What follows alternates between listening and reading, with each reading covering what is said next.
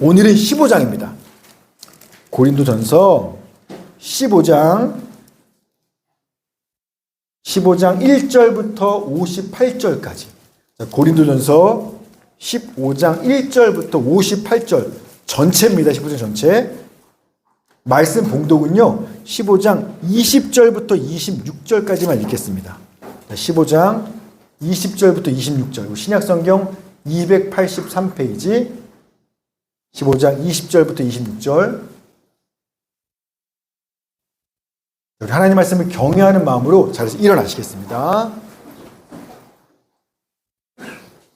자, 저와 한 절씩 교독하고요. 26절 함께 읽겠습니다. 그러나 이제 그리스도께서 죽은 자 가운데서 다시 살아나사 잠자는 자들의 첫 열매가 되셨도다.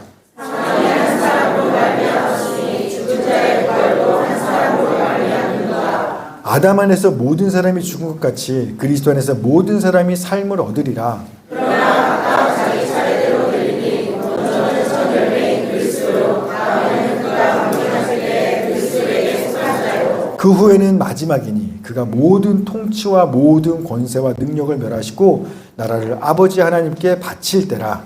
그가 모든 원수를 그 나라에 들 때까지 반드시 왕국을 다스리시리라. 같이 합니다. 맨 나중에 멸망받을 원수는 사망입니다. 하나님 감사합니다. 오늘도 진리와 생명 되신 주의 말씀을 듣습니다. 말씀을 귀로 듣지만 인격이신 주님을 만나는 시간 되기를 소망합니다.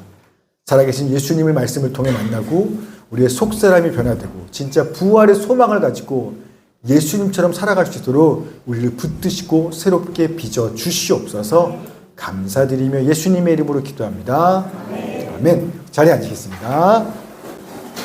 자, 오늘 제목 한번 읽으시겠습니까? 시작. 부활을 믿기에 날마다 주노라. 부활을 믿기에 날마다 믿노라. 저희가 벌써 고린도서 15장까지 왔죠? 이제 한 장만 더 하면 끝입니다. 쭉 봐왔는데, 여러분, 쭉 고린도 교회를 봐왔는데, 고린도 교회 성도분들이 대체적으로 똑똑한 분들이 많은 것 같아서요? 아니면 시골 어린아이처럼 순진하고 순박한 분들이 많은 것 같아요? 자, 속상합니다. 자, 똑똑한 사람들이 많죠. 왜냐면 이 고린도라는 도시 자체가 도시제요. 그러니까 시골이 아니라 도시입니다. 당시 무역과 상업이 발달한 도시다 보니까요. 또 번창한 대도시요. 지식인들이 많이 모여 있습니다. 그러다 보니까 고린도 교회 성도들 중에는요, 좀 순박하고 시골에서 온 이런 사람들보다 똑똑한 사람들이, 근데 지식인들이 꽤 많은 것 같습니다.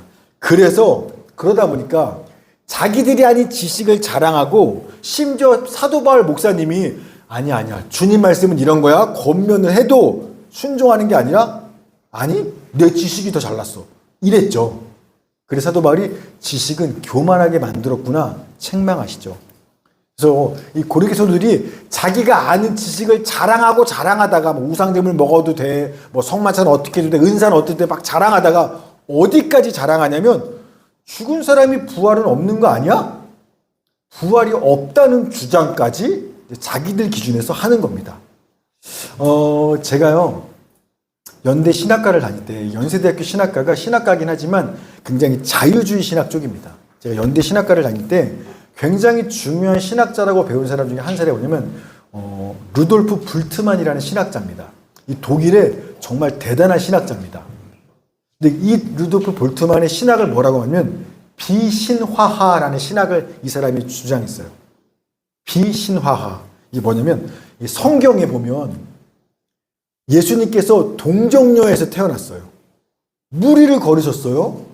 오병이어 기적을 행하셨어요. 심지어 죽었는데 부활했어요. 하늘로 올라가 승천하셨대요. 이런 성경의 기적들이 많죠. 상식에서 벗어난. 자, 이런 이야기들은 실제 사건이 아니라 신화다라는 게 이 사람의 주장인 겁니다. 그 당시 사람들한테 예수가 얼마나 대단한 분인지 알려주기 위해서 그 사람들, 그래서 이 신화적인 표현들을 일부러 사용했다라는 겁니다. 마치 신라의 시조인 박혁거세가 어디서 태어났죠? 실제로 아래서 태어났을까요? 아니죠.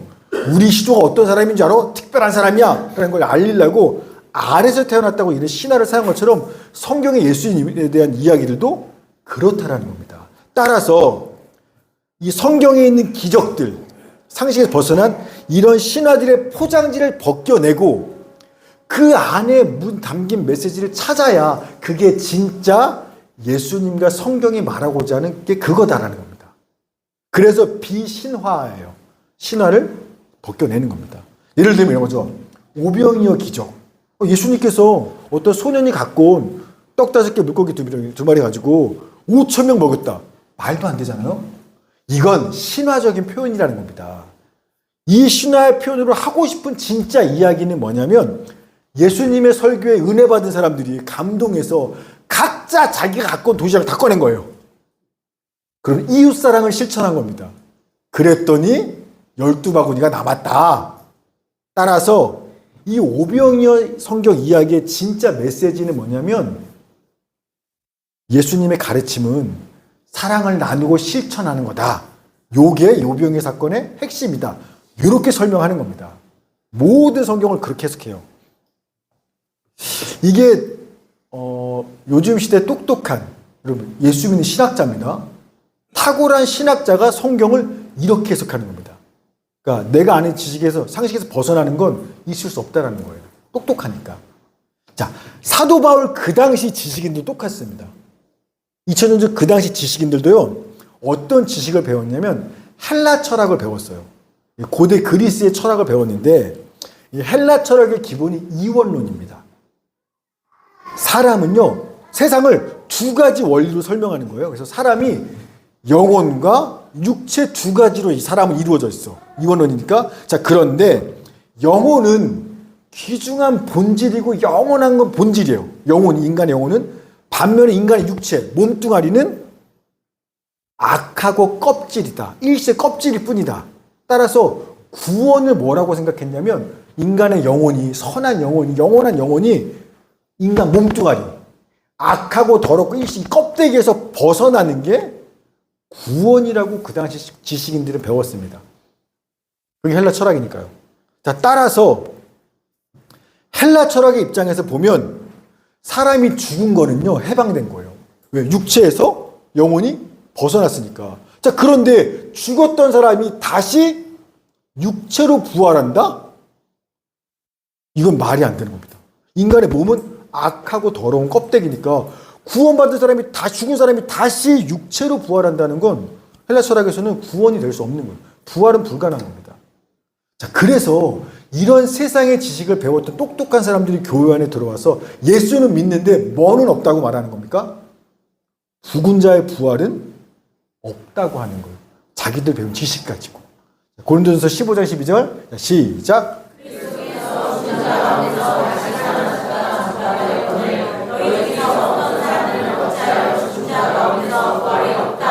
아멘. 야, 이 부활이 있다고 내가 가끔은 가르쳤는데 왜 너네는 어떤 놈들은 부활 없다고 자꾸 강조하는 거야? 그러면서 예수님이 부음에서 부활하신 건 믿고 안 믿고의 문제가 아니라 실제로 일어난 역사적 사실이다, 사건이라는 걸 바울이 그래서 증명합니다. 15장 3절 4절 시작. 내가 받은 것을 먼저 너희에게 전하였으니 이는 성경대로 우리 속에서 의지를 위하여 주고 아멘. 즉 예수님의 죽음과 부활은요, 사도 바울이 내가 어떤 거 받은 거라는 겁니다. 즉 내가 지어낸 이야기가 아니라 내가 하나님께서 직접 받은 거야. 어떻게? 하나님이 성경에 이미 성경대로 써놨어. 예수님 오시기 수백 년 전에 장차 메시아가 오면 죽을 거고 죽음이 끝이 아니라 다시 부활할 거라는 거 이미 수백 예언해 주신 거고 그 사건이 실제로 일어난 거야. 그러니까 예수님의 죽음 부활은 어쩌다 생긴 우연이 아니라 이미 수백 년 전부터 예언되었던 일이 일어난 거야. 심지어 죽음에서 다시 살아난 부활한 예수님을 직접 만난 사람들이 얼마나 많은데 라고 설명합니다. 15장 5절 6절 시작.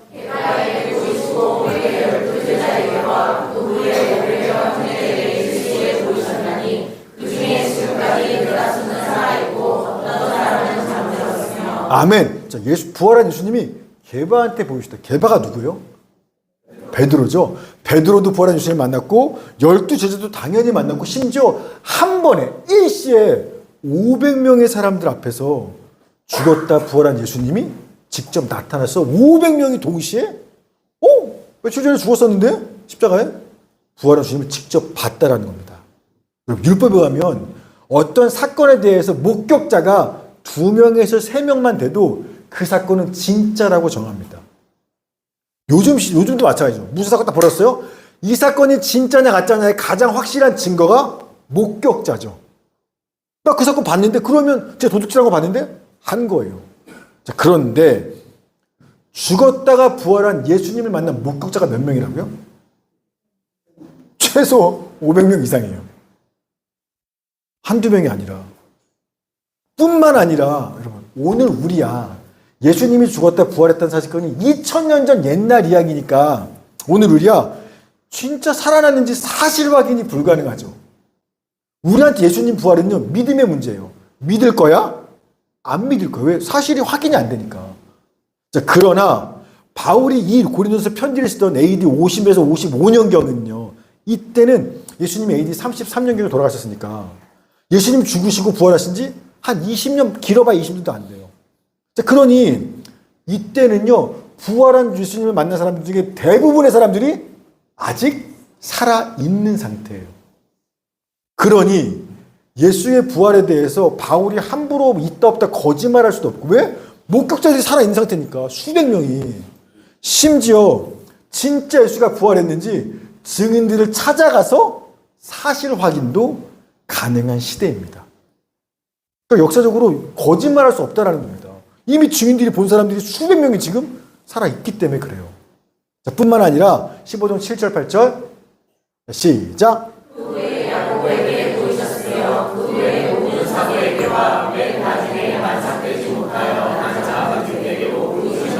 아멘. 자, 그 후에 야고보도 부활한 예수님을 직접 봤는데, 야고보가 누구냐면 예수님의 친동생이에요. 진짜 친동생. 그래서 야고보가 본래 뭐 했냐면, 형인 예수가 막 기적을 행하며 복음을 전하러 다니자 이 동생 야고보가 형을 쫓아왔어요. 형이 미쳤구나. 저 형 헛소리야. 형 미쳤어. 집으로 가야 돼. 형 미쳤다고 집으로 끌고 가려던 동생이 야고보입니다. 뿐만 아니라 맨 나중에 만삭되지 못한 자 누구죠? 바울이요. 바울도 예수를 믿지 않았어요. 오히려 예수 믿는 사람들을 핍박하고 감옥에 가두던 자가 바울입니다. 그래서 자기를요 만삭되지 못하여 난 자다라고 얘기하는 거예요. 이게 뭐냐면 에크트로마는 단어인데 낙태한 태아라는 뜻입니다. 즉 나는 예수를 반대하고 핍박하고 막 그랬던 사람이니까 나는 어쩌면 세상에 나지 말았어야 될 인간 말종인 게 나야, 나. 그런데 그런 나도, 예수를 박해하던 나도, 예수 형 미쳤다고 말하던 야고보도, 우리처럼 주님 안 믿고 반대하던 우리들도 지금은 목숨 걸고 예수를 전하는 사람이 되었잖아. 따라서 왜 그런 줄 알아? 이걸 뭐로 설명할 거야? 우리가 부활한 예수를 직접 만난 거 외에는 우리가 이렇게 변화될 리가 없다라는 겁니다. 그러니까 예수를 핍박하고 박해하던 우리들이 사도가 예수를 부활을 전하는 사도가 되었다? 예수가 부활했다는 가장 확실한 증거 중에 하나가 이거 나라는 겁니다. 우리라는 겁니다. 따라서 예수님의 부활은요, 막 제자들이 조작했거나 사기쳤거나 집단 최면에 걸렸거나 환각 상태에서 일어난 거짓말이 아니라 실제로 일어났던 역사적 사실과 사건이라는 겁니다. 그런데 왜 너희 중에 몇 사람들은 부활은 없어? 죽은 사람이 어떻게 태어나? 어떻게 다시 살아나? 왜 그런 말을 하냐라는 거예요. 부활이 없다고 말하는 너네야말로 틀렸어. 그거의 거짓말이야. 왜? 직접 부활한 건 이렇게 증인들이 많으니까. 그 얘기하는 겁니다. 자, 여기까지 오케이죠? 자, 그러면 뭐 증인들이 많으니까 뭐 봤다는데 어떡할 거야? 오케이, 예수의 부활은 인정. 자, 그러나 예수님은 하나님이니까, 그러니까 죽어도 다시 살아날 수 있다 칩시다. 평범한 우리는 어때요? 예수님이야 죽고 살아지고 평범한 우리도 죽었다가 부활한다? 이것까지 믿는 거는 좀 지나친 거 아닌가요? 예수님 부활은 오케이. 그러나 나도 죽지만 우리도 부활해. 이걸 믿는 거 좀 지나칠 수 있죠. 이런 질문에 대해서 답변합니다. 15장 20절. 시작.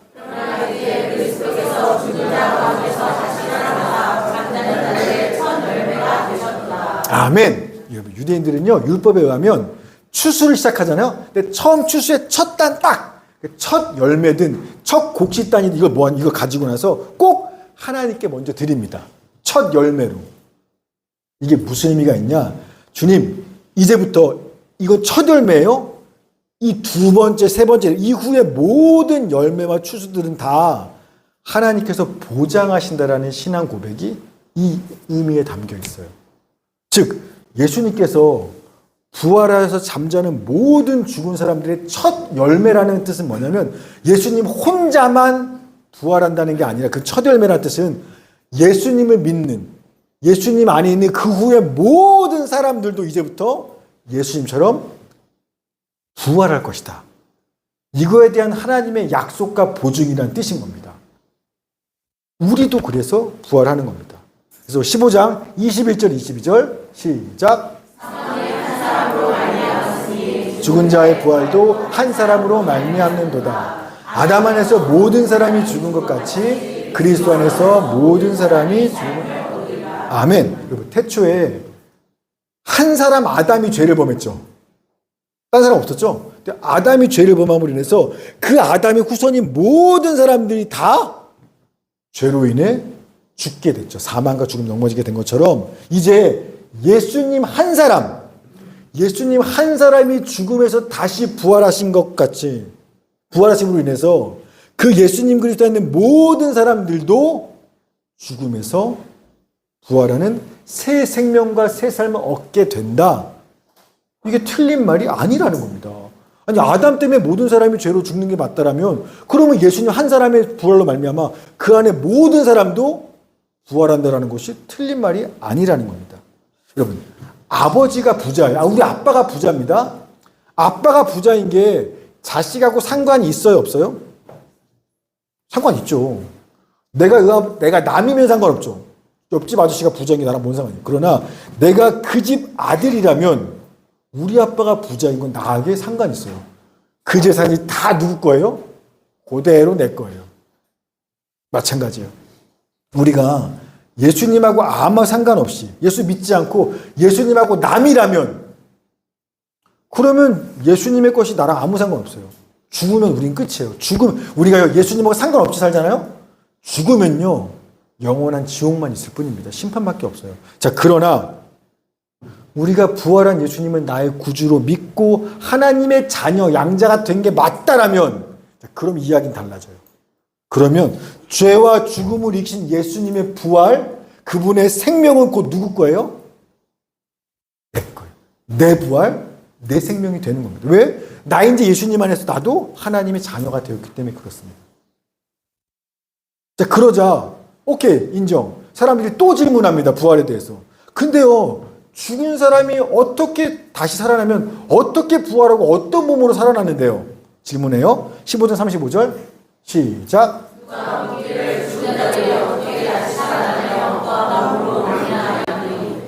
또 질문하죠. 그러니까 이게 부활에 대해서 한 번도 본 적이 없으니까 이렇게 질문이 많은 겁니다.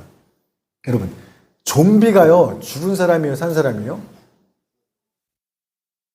좀비가 죽었다가 살아났죠. 뭐 바이러스나 뭐 때문이다 어쨌든 간에.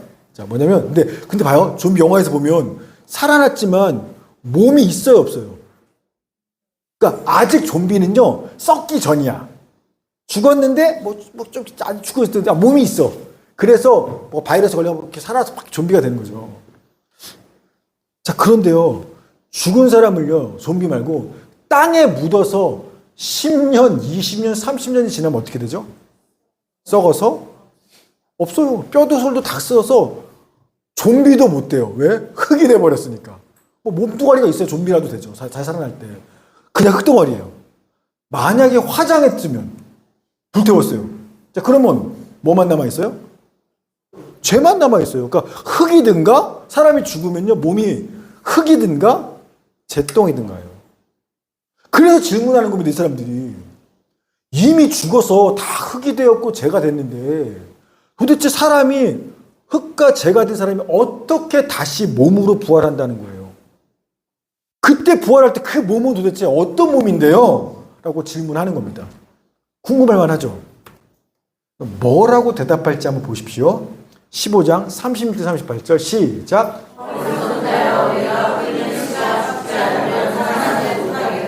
또 내가 뿌리는 것은 장래의 형체를 뿌리는 것이 아니요 다만 밀이나 다른 것의 알맹이 뿐이로되 하나님이 그 뜻대로 그 형체를 주사 각 종자에게 그 형체를 주시니라. 아멘. 이런 질문의 첫 마디가 그 어리석은 놈아라요. 어리석다는 겁니다. 에? 왜 어리석냐면 여러분 이런 질문 자체가 어려워요. 왜냐하면 농사 짓는 자연의 법칙만 알아도 저런 질문 안 할걸? 부활할 때 어떤 몸으로 부활하는 거예요? 다 썩어 없어졌는데 이런 질문 안 할 거라는 겁니다. 농사만 알아도. 생각해 보세요. 농부가 밭에 뿌리는 건 뭐예요? 씨예요. 요만한 씨앗의 몸을 갖고 형태를 갖고 있어요. 근데 나는 그 형태를 바닥에 뿌렸습니다. 근데 그 씨가 밭에 떨어지면 껍질이 깨지고요. 해체되면서 죽음을 경험해요. 그러면 거기 그 자리에서 뭐가 태어나냐? 본래 그 씨앗의 몸뚱아리, 이 씨앗의 형체와는 전혀 다른 새로운 형체, 새로운 몸이 새싹의 형태로 생명이 새살합니다. 나는 이런 모양을 심었는데 얘가 죽고 썩더니 갑자기 이것과 이 씨앗 모양과 전혀 다른 새로운 새싹의 모양으로 생명이 살아나죠. 이게 하나님께서 그 씨에게 맞는 새로운 형체와 몸을 주신 거라는 겁니다. 마찬가지예요. 지금 우리 몸뚱아리 이렇죠. 이 몸이요 죽어서 땅에 묻혀서 썩으면 없어지겠죠. 흙으로. 그런데 부활할 때가 되면 하나님께서 그 부활한 우리의 그 새 생명에 맞는 딱 그 생명에 맞는 새로운 몸, 새로운 형체의 몸으로 다시 우리를 살리실 거라는 겁니다. 야, 너네 자연의 법칙 알았더라면 저런 질문 안 할걸? 그래서 얘기하는 겁니다. 15장 42, 44절 시작. 죽은 자의 부활도 그와 같으니 썩을 것으로 심고 썩지 아니할 것으로 다시 살아나며 욕된 것으로 심고 영광스러운 것으로 다시 살아나며 약한 것으로 심고 강한 것으로 다시 살아나며 육의 몸으로 심고 신령한 몸으로 다시 살아나니 육의 몸이 있은즉 또 영의 몸도 있느니라. 아멘. 지금 이 우리의 몸, 이 육체는요 썩을 것, 욕된 것, 약한 것이라고 하는 겁니다. 그 지난주에 주중에 우리 정영 집사님이랑 우리 집사님 몇 분들이 교회 오셨거든요. 인터뷰 때문에. 근데 우리 정 집사님이 저를 가까이서 딱 보더만 한마디 하시더라고요. 얼굴이 기미도 많고 겉모습도 있고 목사님 얼굴이 왜 그러냐고. 제가 마음이 확 상하더라고요. 더 속상한 겁니다. 그래서 제가 뭐라 그랬게요? 저도 50인데 있어야죠. 저도 20대 때는 없었단 말이에요. 저도 50 넘으면서 이제 뭐 생기죠. 여러분. 그리고 제가 올해 들어서 처음으로 저는 이렇게 늘 운동하니까 건강했잖아요. 올해 들어서 제가 뭐 치질 수술도 하고 몸이 기타 등등 막 혈압 약도 먹고 막 50년을 잘 버텼는데 올해 들어서 딱 하면서 많이 변했습니다. 눈 누워올 것뿐만 아니라 아프더라고요. 몸이 여기저기가. 지금 이 몸은요. 아무리 건강관리하고 운동 열심히 해도요. 나이가 먹으면 늙고 병들고 죽고 썩는 몸입니다. 길어도 100년도 못 살아요. 그 안에 다 우리 모두 다 그렇게 삽니다. 또 이 몸은요. 죄의 영향 아래에 있어서 욕되고 약한 몸이에요. 그래서 이런 겁니다, 여러분. 여러분도 그러시죠? 마음으로는 나 예수님 말씀대로 정말 살고 싶어요. 그런데 실제 몸으로 사는 삶은 어떻게 사세요? 죄 짓고 살아요. 이상하게 내 마음은요, 주님 뜻대로 살고 싶어요. 근데 몸으로 실제 내가 사는 삶은요, 맨날 내가 원하지 않는 죄를 짓고 사는 거예요. 왜냐하면 마음을 원인으로 이 몸뚱아리가 욕되고 약한 거여서 이 죄의 영향에 꼼짝없습니다. 이기지 못하고 그냥 죄가 시키는 대로 늘 무너지는 거예요. 우리만 그런 게 아니라 위로되는 건 사도 바울도 그랬다는 거예요. 로마서 7장 24절 시작.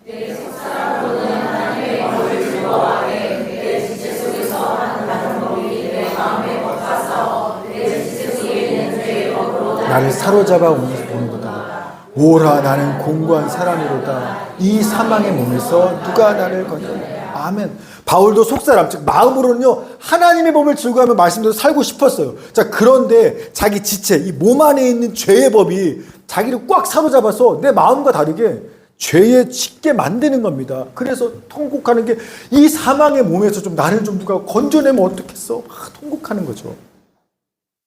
여러분, 예수님을 믿으면 우리 안에 하나님의 성령이 확 들어오세요. 그 순간 우리는 영적인 신분이 변화되는데 죄의 종에서 하나님의 자녀로 신분이 확 바뀝니다.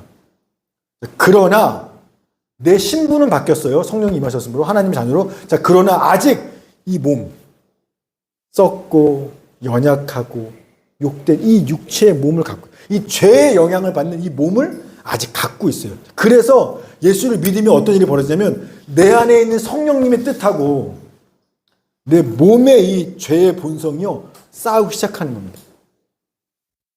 제가 안타까운 게 뭐냐면 많은 성도분들이 저한테 그렇게 한탄하세요.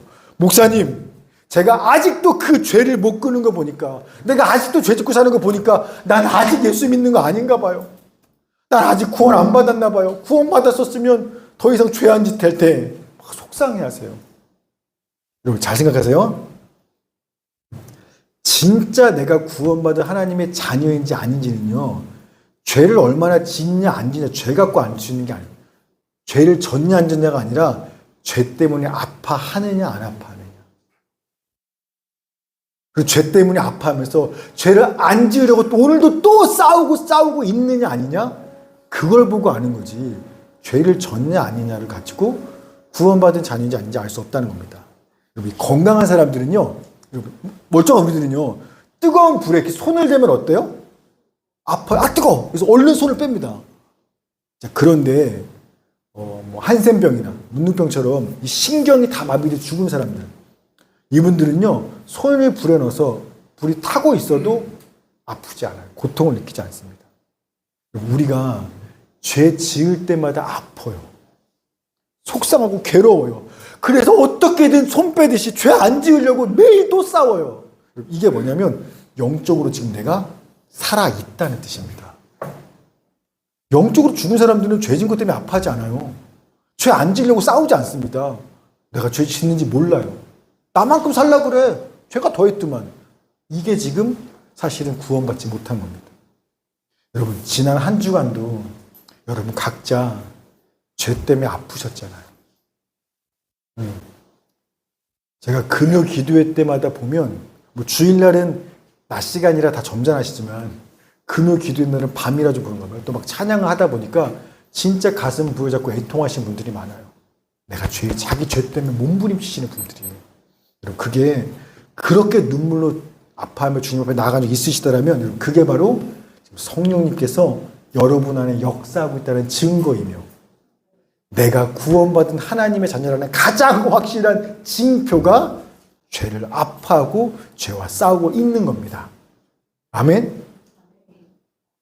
우린 다 그래서 이미 구원받은 하나님 자녀가 맞는 거예요. 설사 옆 형제가 아직 죄를 짓고 있어도 아파하고 있다면 맞아요. 구원받은 겁니다. 자, 그럼 도대체 이 죄와의 지긋지긋한 싸움, 끊어지지 않는 죄, 이거 도대체 언제 끝날까요? 언제까지 싸워야 돼요, 죄와? 언제까지 싸우면 되죠? 지금 너무 절망적이에요. 죽을 때까지. 죽을 때까지. 맞아요. 왜? 이 몸뚱아리, 이거 연약한 이 몸을 벗어야 끝나거든요. 내 마음은 줄 때 사고 싶어. 얘 때문에 싸우는 거잖아요. 둘 중에 하나 이거 벗을 때까지 또 다르게 하면 장차 하나님께서 이 연약한 몸 말고 썩지 않고 쇠하지 않고 약하지 않고 욕되지 않은 새로운 몸으로 나를 입혀주실 때, 그때 이 죄와의 싸움은 완전하게 끝이 나는 겁니다. 그래서 죽음이 앞에 한번 볼까요?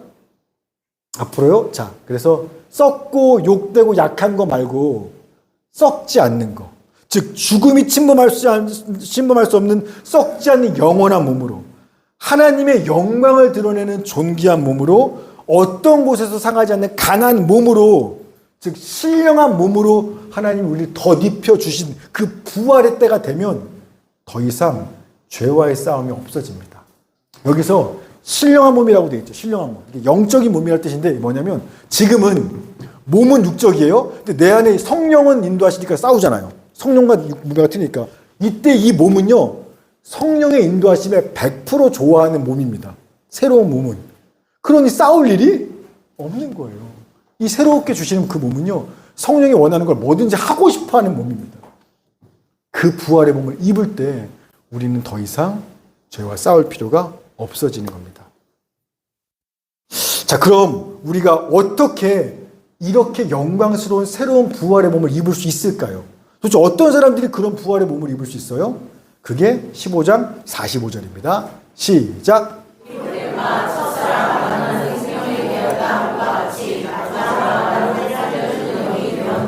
아멘. 첫사람 아담은 에덴 동산의 그 아담이죠. 자, 아담은요 생명이 되어 있어요. 살아있는 존재가 됐습니다. 하나님이 흙덩이에 불어넣어서 그냥 자기 혼자 살아났어요.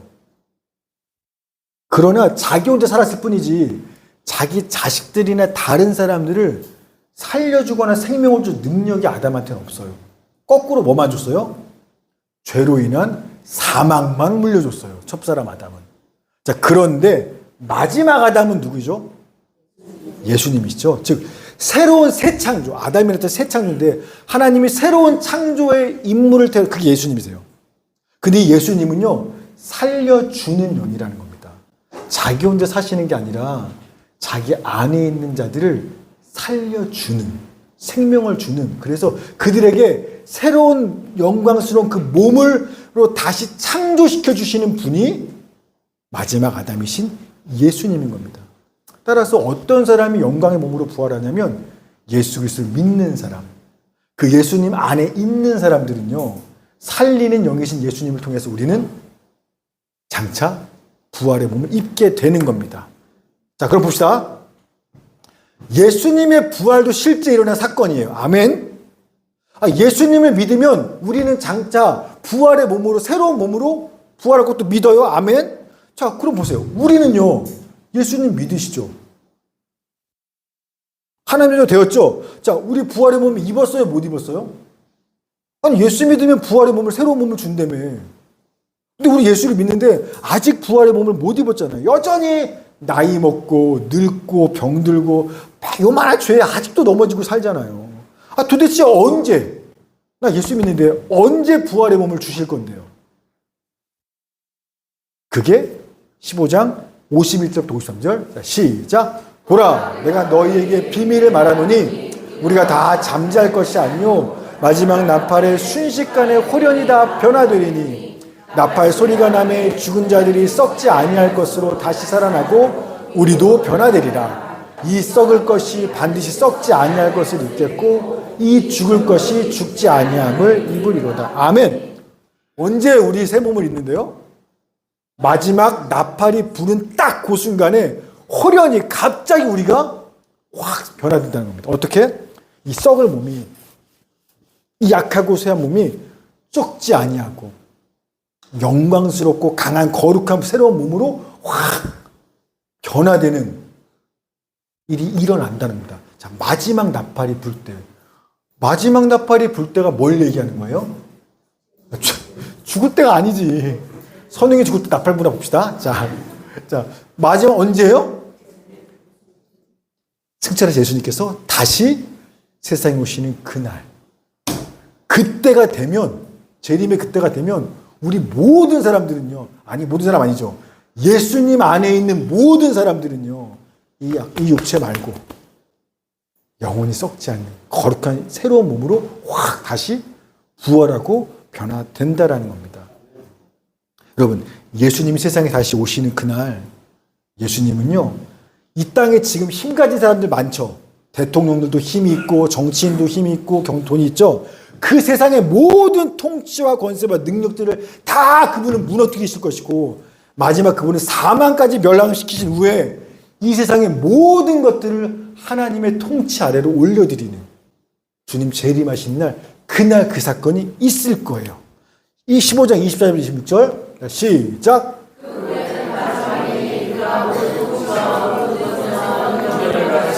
나라를 아버지 하나님께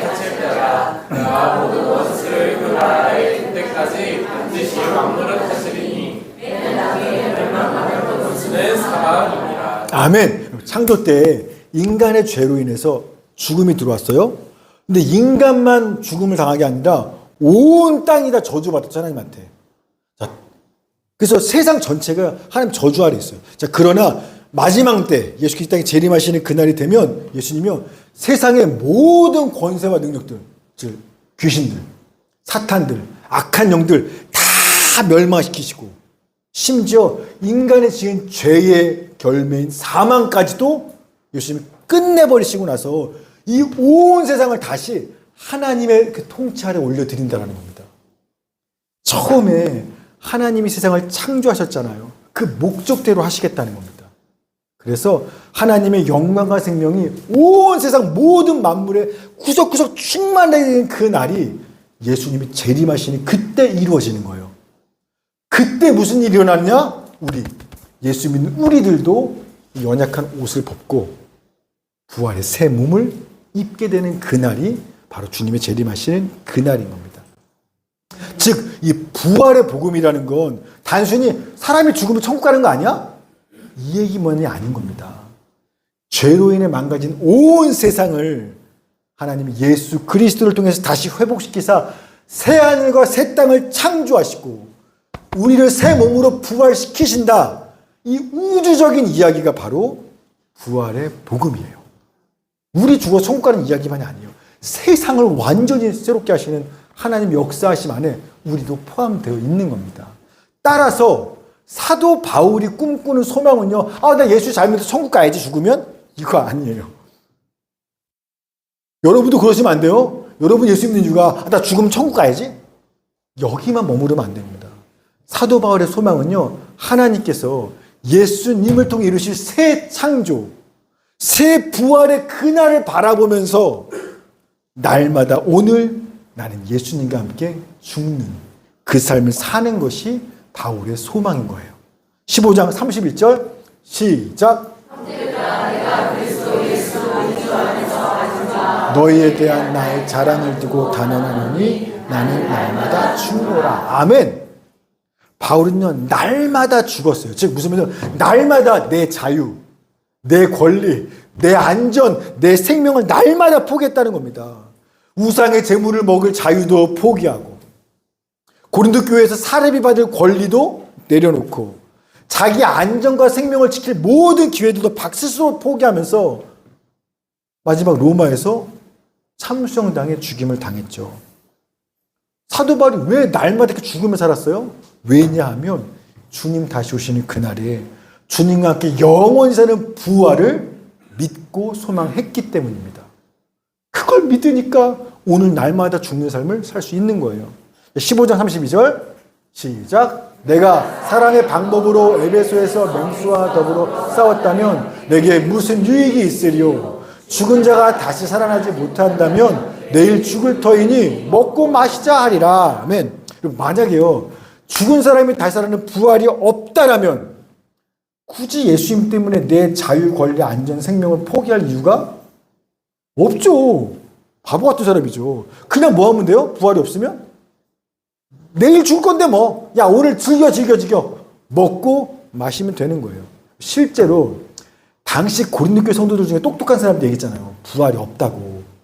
그렇게 말하면 결과로 어떻게 되냐면, 그러니까 예수 믿으면 영원히 구원받았잖아. 몸은 어떻게 살아도 상관없어. 야, 마셔. 즐겨. 하고 싶은 대로 살아. 이게 고린도 교회에서 부활이 없다고 말하면서 결론은 여기로 가는 겁니다.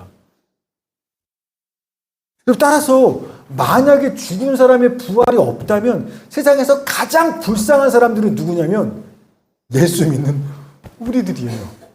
15장 19절 시작. 아멘. 그리스도 안에서 우리가 말하는 것이 가난한 이 세상의 삶이면 모든 사람 가운데 우리가 더욱 불쌍한 자이라. 아멘. 예수 믿는 사람들 우리는 참 불쌍하게 살죠. 세상에서 우리처럼 불쌍한 사람 뭐 있어요? 스스로 자기 자유와 권리를 다 포기하겠다는 겁니다. 남들은 내 권리 찾으려고 애를 쓰는데 우리는요, 마땅한 내 권리를 포기해요. 누가 억울하게 나를 고소합니까? 뭐 져준다는 거예요. 얼마든지 져줄게. 뭐 돈이든 시간이 다 내어줄게. 입뱀 맞으면 요밤 돌려대고 원수에게 복수하는 게 아니라 다 끝까지 용서하고 이렇게 사는 거예요, 세상을. 예수 믿는 그 예수님 때문에. 지난주에 우리 합신 신대원, 저희 신대원에서 저희 교회를 인터뷰하러 왔습니다. 그래서 인터뷰를 하는데 저기 뒤에 카메라를 두고 저 앞에서 이제 막 교회에 대한 질문을 해서 인터뷰를 하는데 저만 한 게 아니라 우리 정유 집사님, 오수호 집사님, 이국 집사님 세 분도 같이 인터뷰했어요. 그런데 이 전도사가 원래 저 질문지를 줬어요. 뭐 물어볼 거라고? 근데 질문지대로 하더만 갑자기 마지막 질문이 있다는 겁니다. 저 계속 준비 안 했는데 그래서 마지막 질문이 뭐였냐면 그 전도사님이 자기가 와서 착한종교에 와서 목사님 인터뷰도 하고 집사님들하고도 인터뷰, 우리 교회 집사님 인터뷰도 하고 또 옆에 보니까 저 직업선택의 10계명을 어느 집사님이 소개시켜 주셨나 봐요. 저걸 쭉 읽었다는 겁니다. 그러면서 착한종 교회 성도들이 어떻게 신앙생활을 하고 싶고 뭘 바라보고 하는지 자기가 알겠다라는 겁니다. 그래서 궁금하다라는 거예요. 목사님, 어떻게 그렇게 손해보고 억울하고 남들에게 맨날 지고 죽는 십자가의 길을 어떻게 그렇게 갈 수 있다라는 거예요? 개인적으로 그게 궁금한 거예요. 어떻게 그렇게 할지? 면류관이 아니라 단두대가 기다리는 곳으로 가라? 왜 이렇게 살아? 예수. 그게 너무 궁금해서 어떻게 그렇게 살 수 있어요? 그리고 저한테 물어보는 거예요. 저만이 아니라 여기 집사님도 다 그런 얘기 하셨나 봐요. 여러분, 만약에요, 부활이 없다면 주님 세상에 다시 오시는 그날 영광스러운 부활의 몸을 입고 주님과 함께 영원히 사는 새 세상이 없다라면 여러분, 세상에서 가장 불쌍한 사람은요, 예수 믿는 우리들이에요. 바보처럼 내 거 하나도 못 챙기고 다 치고 죽고 때리면 맞고. 그럼 여러분, 우리 지금 불쌍한 사람입니까? 우리가 불쌍한 사람이에요? 아니죠. 왜요? 왜 아니에요? 부활이 있기 때문에 아닌 거예요. 부활이 있기 때문에. 지난주에 제 부천에 있는 기독교 교사 모임에 갔었습니다. 거기서 말씀을 갔다 왔는데 그 기독교사 모임 대표가 제 친구, 고등학교 동창이에요. 그 친구가 한 10여 년 전에, 오래 전에 저희가 지하방에 살 때 와서 봤었어요. 지하방에서 놀이터 아이들 맨날 하는 거 보고서 와서 기가 막혀 하더라고요. 왜 이렇게 살고 있냐고. 왜 이렇게 살고 있냐고. 제가 공부 잘하는 고등학교를 나왔기 때문에 제 동기들이요, 하나그룹의 아워홍 사장이 제 친구입니다. 그 다음에 조선일보부터 신문사 편집장, 국회의원 보좌관, 제 친구들 다 그렇게 살아요. 그런데 와서 제가 사는 걸 보고 너 왜 지하방에서 너 지금 왜 이렇게 살고 있냐고 제 와이프한테 재수씨 도장 찍으라고 얘네는 살지 말라고. 이번에도 그 얘기 하는 겁니다. 선생님들한테. 자기가 10년 전에 우리 유목사에 갔을 때, 그때 전도사였는데 갔을 때 기가 막혔다고 저렇게 사는지. 진짜 불쌍해서 자기가 그날 파리바게트 빵을 이만큼 사갖고 불쌍하다고 빵 사주고 하고 그 뒤로 가끔 용돈도 보내줬어요. 불쌍해서 제가. 여러분, 만약에요, 부활이 없다면, 예수를 믿는 부활이 없다면 세상에서 가장 불쌍한 사람들은요, 우리들이에요. 그러나 결코 우리는 불쌍한 사람이 아닙니다. 왜냐하면 예수 그리스도께서 믿고 따르러 당하는 우리의 모든 고난과 어려움과 있겠지만 그것보다 장차 주님이 부활 주시는 영광이 훨씬 더 크기 때문에 우린 결코 불쌍한 사람들이 아니라는 겁니다. 아멘. 로마서 8장 18절 시작.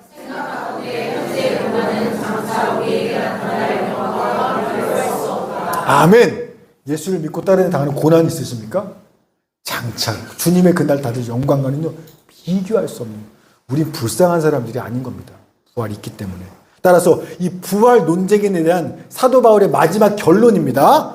마지막 58절 시작.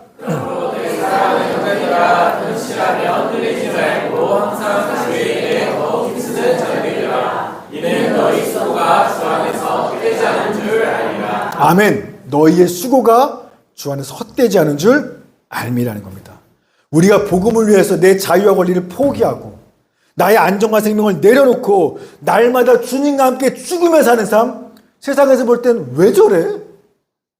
불쌍해. 왜 그렇게까지 사소고생해? 안타까워 보일지 모르겠지만 이거 절대 헛된 일 아니라는 겁니다. 왜냐하면 우리에겐 부활이 있기 때문에 그렇습니다.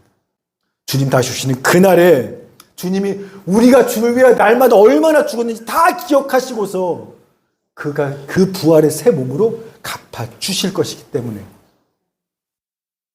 주 안에서 수고가 결코 헛되지 않은 겁니다. 오늘 아까도 광고했지만 6월 마지막 주 선교주일이죠. 그래서 끝나고 나면 가지별로 이제 선교사님들 위해서 기도하실 텐데 제가 요즘 개인적으로 마음이 굉장히 아픈 선교사님이 있습니다. 튀르키예 곽세나 선교사님 그 가정이 제가 리더들하고 여러 번 얘기했지만 요새 제 마음이 참 아프고 어렵습니다. 선교 편지 보셔서 아시겠지만 선교사님 가족 모두가 건강이 좋지 않은 상태예요. 사모님도 결막결석으로 고통받고 첫째 아들은 틱으로, 둘째 아들은 각막염으로, 셋째 아들은 아토피로 고생하고 있습니다.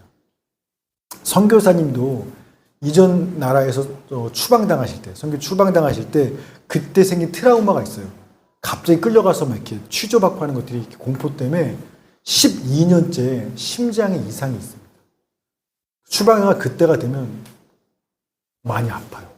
학교 다닐 때도 모두가 그랬던 것 같습니다. 그래서 가족 모두가요, 아들 셋인데 온 가족이 아픕니다. 뿐만 아니라 지금 튀르키예 정부가 친이슬람 성향의 정부입니다. 그래서 외국인 선교사들을 뭐로 지정했냐면 국가안보 위협자로 분류했어요. 선교사들을. 그래서 다 지금 엄청 많이 추방했습니다. 추방하거나 비자 연장을 거절하거나. 적극적으로 튀르키예 정부가 기독교를 박해하는 정책을 펴고 있습니다. 실제 선교사님도 목사님, 제 주변의 선교사님들이 지금 많이 추방됐어요. 이유 없이 그냥 쫓겨났어요. 여러분, 그래서 현지 목사님도 우리 선교사님한테 전도 좀 하지 말라고 하시더라고요. 길에서 버스 정류장에서 아파트 관리 전도 조심하라고 하지 말라고, 괜히 추방된다고. 근데 선교사님 생명 걸고 전도하고 있는 겁니다. 계속. 여러분, 말도 통하지 않고 말이 통하고 내 안전이 보장되는 내 나라에 살아도요, 사는 게 어때요? 쉽지 않죠. 그런데 나라 전체에서 나를 국가안보 위협자로 지정하고 나라 전체가 나를 적대하고 언제 어디서 어떤 해를 당할지 모를 그럴 남의 나라에서 그런 위험 가운데 늘 긴장하며 살아나가는 게 얼마나 두렵고 불안하고 힘들겠습니까?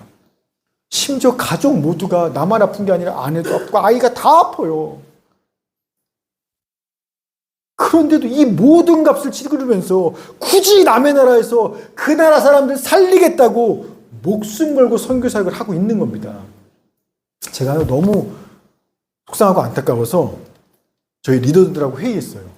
우리 올해는 우리 교회에서 비전 트립 가지 말자고. 제가 매년 해외로 비전 트립 갔는데 올해는 비전 트립 가지 말고 그 비전 트립 재정을 모아서 차라리 튀르키예 선교사님 가정을 한국으로 초청하자고. 그래서 병원 치료도 받게 하시고 좀 쉴 수 있도록 긴장감 가운데 좀 편하게 쉴 수 있도록 우리 그렇게 합시다 라고 결정을 해서 제가 선교사님한테 엊그저께 연락했어요. 선교사님, 시간 되면 잠깐 한국에 들어와서 모든 비용은 우리가 될 테니까 좀 치료도 받고 사모님도 아이도 치료받고 좀 할 수 있게 와서 좀 하라고. 그랬더니 저는 그러면 목사님 고마워요 이렇게 할 줄 알았거든요. 짧게 왔더라고요. 늘 신경 써주시고 기도해 주셔서 감사해요. 아내와 아이들은 잘 회복되고 있습니다. 착한 종 가족들의 기도를 주님께서 들어주실 줄을 믿습니다. 끝이에요. 더 있겠다는 거죠, 아직 더 있겠다는 거죠.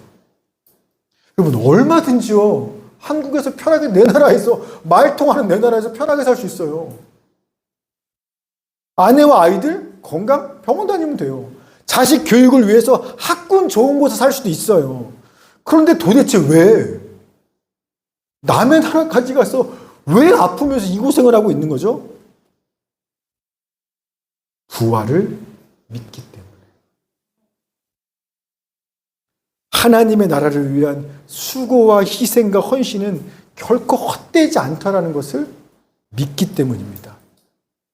비록 지금 내 몸, 사랑하는 가족의 그 몸이, 이 몸이 날마다 병들고 상하고 고통받는 삶을 살지만 주님 세상에 다시 오시는 그날이 되면 내가 고통받는 이 몸 말고 영원히 썩지 않는 영광의 몸으로 입혀주실 것을 믿기 때문에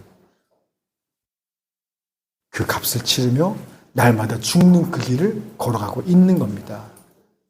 사랑하는 여러분, 우리는 이 땅에 이 몸 갖고 좀 더 편하게, 좀 더 잘 먹고, 좀 더 안전하게 살기 위해서 예수 믿는 게 아닙니다. 우리는 오히려 정반대예요. 주님과 함께 영원한 부활을 믿기 때문에 날마다 내 자유와 권리를 내려놓고 내 안정한 생명을 포기하면서 날마다 나는 죽는 주님을 위해 사는 그 치열한 삶을 살아가는 거. 이게 예수를 믿는 이유고 예수 믿는 신앙생활을 이렇게 사는 겁니다. 그리고 예수님을 진짜 사랑하는 사람들한테는요, 이것 외에 다르게 살고 싶은 길이 생각나지가 않는 거예요. 그러면 그럼 주님, 예수님만 좋고 나는 억울한 거 아닌가요? 주님은 맨날 영광 받고 나는 맨날 주님 때문에 죽어야만 하고 너무 억울해요. 여러분, 절대 억울한 일 아니에요. 왜냐하면 예수님이 먼저 나를 위해 자기 모든 걸 버리셨잖아요. 우린 내가 버리는 것만 생각하지만 아니요. 그분이 먼저, 하나님, 그분이 먼저 나를 위해서 자기 모든 걸 내어주셨잖아요. 예수님 십자가에 죽으셨을 때 사람들은 이제 다 끝났네. 저 예수 실패했네. 아이고 인생 고생만 하더만 끝나버렸네. 죽어서 끝나고 실패한 줄 알았습니다. 그런데요, 하나님은요, 그 죽은 예수를 그 자리에 내버려두지 않았어요. 다시 부활의 영광으로 살리셔서 하나님의 보좌 옆에 그 영광의 자리에 높여주셨습니다. 마찬가지입니다. 오늘 우리가 주님 때문에 흘리는 눈물들, 오늘 우리가 주님 때문에 참고 있는 억울함들, 주님 때문에 받는 손해들, 주님 때문에 당하는 고난들, 주님 때문에 하는 우리가 모든 수고와 희생과 죽음은요, 절대로 헛되지가 않습니다. 왜냐하면 날마다 십자가 지고 가는 내 곁에 그 주님이 항상 함께 있을 것이고, 마지막 나팔이 울리는 그날이 되면 주님 다시 주신 그날에 주님이 누가 나를 위해 어떤 없이는 다 기억하시고서 부활의 영광의 새 몸으로 우리를 변화시켜 주실 것이기 때문에 그렇습니다. 사랑하는 여러분, 세상 사람들은 죽음을 위해 달려갑니다. 그러나 우리는요, 부활을 향해 달려가는 사람들입니다. 죽음이 아니라 우리는 부활을 향해 갑니다. 그러니 주님을 위한 수고, 헌신, 고난, 희생, 죽음을 두려워하시지 마시고 날마다 예수와 함께 죽고 날마다 주와 함께 사시는 우리 모두가 되기를 주의 이름으로 축원합니다. 아멘. 같이 한번 기도합시다.